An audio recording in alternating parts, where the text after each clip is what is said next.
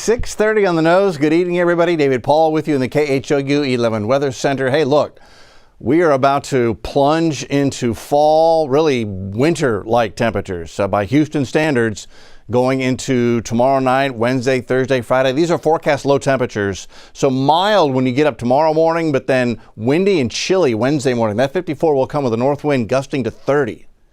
And then lows in the 40s Thursday, Friday. Hey, this is also setting up for a perfect Halloween, but this is going to be a big change. You know, we've had a couple of fronts come through so far this late summer and early fall, but we have not had one like this that's going to actually be bringing in colder air. Those earlier ones brought in dry air, lower humidity, gave us some comfortable mornings and evenings, but this is going to be a whole different animal coming in tomorrow night. Now, what this means for Halloween is we get a perfect Halloween. Sometimes we sweat, sometimes we freeze, sometimes it's mosquitoes, sometimes it's coats. This year, 72 is the high temp on Friday afternoon, so then we'll drop back into the 60s and 50s as we head deeper into the evening on Halloween night, which is Friday night. No rain, light north breeze, just as good as it gets. A jacket by the end of the evening on All Hallows Eve coming up on this Friday. I've got much more on our front here coming up here in a minute. I wanted to show you Melissa. Melissa eventually is going to make a move to the north, and that will be because of this cold front that's coming in, pushing through the lower 48. It's going to pick up Melissa and move it to the north. But before it does, Melissa today has become the most powerful hurricane that we've ever measured this late in the season in the Atlantic Basin. This is the 4 o'clock advisory on Monday.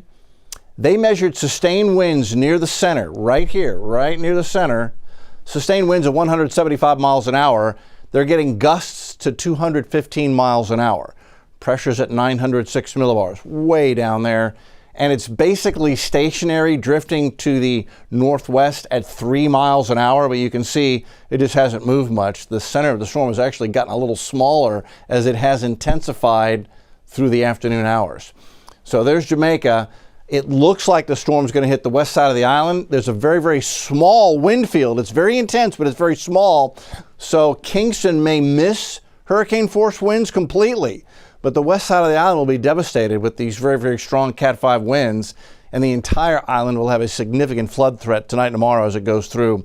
Forecast track from the Hurricane Center goes in as a Cat 5 with winds they think sustained at least 160, 165 miles an hour. Right now it's at 175. I think it'll drop a little bit, but still a Cat 5 hitting the west side of the island and then racing to the north, going across eastern Cuba as a Cat 3 on Wednesday, and then a 2 through the Turks and Caicos and the southern Bahamas on its way into the open Atlantic.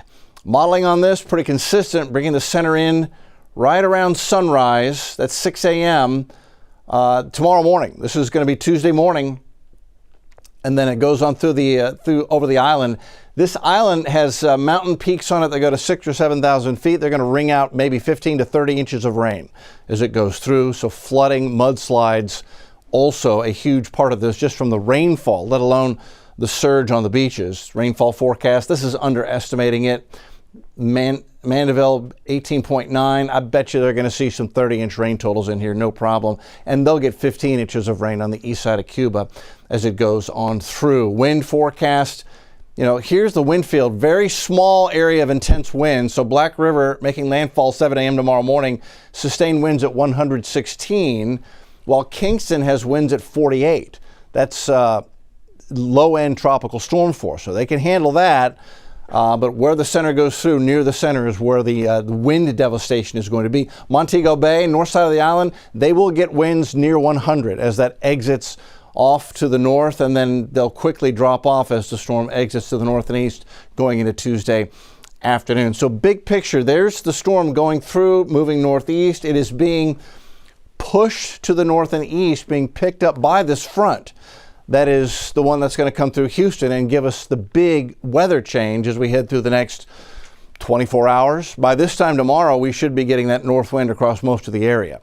Hobby's at 82, Sugarland's 85, Conroe's 83. It's been a summer-like day today, very high humidity today. No rain on the radar, but zooming out, that's our developing storm system right here. And they've got snow in the Rockies, and now I see those are storm warnings, thunderstorms south of Denver, near Pueblo, but then you get back to the Front Range and back to the higher elevations. Steamboat's got snow right now. First snow of the season, I think, for Steamboat. But that's the front that's going to push on through here, and it will give us a little line of thunder showers, maybe just scatter showers, maybe an isolated thunder shower tomorrow evening as the front goes through, and then that low pressure area opens the door to this northerly flow. This is the big weather pattern change we talked about all last week that we saw coming for this week, and as expected, it is going to happen.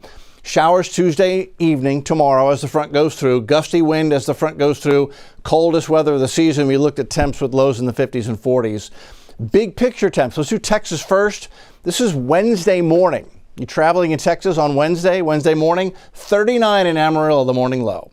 Abilene 49, Austin 53, Dallas 51. We'll be in the mid-50s here. And everybody will have a gusty northwest wind, 10, 20, 30 miles an hour near the coast.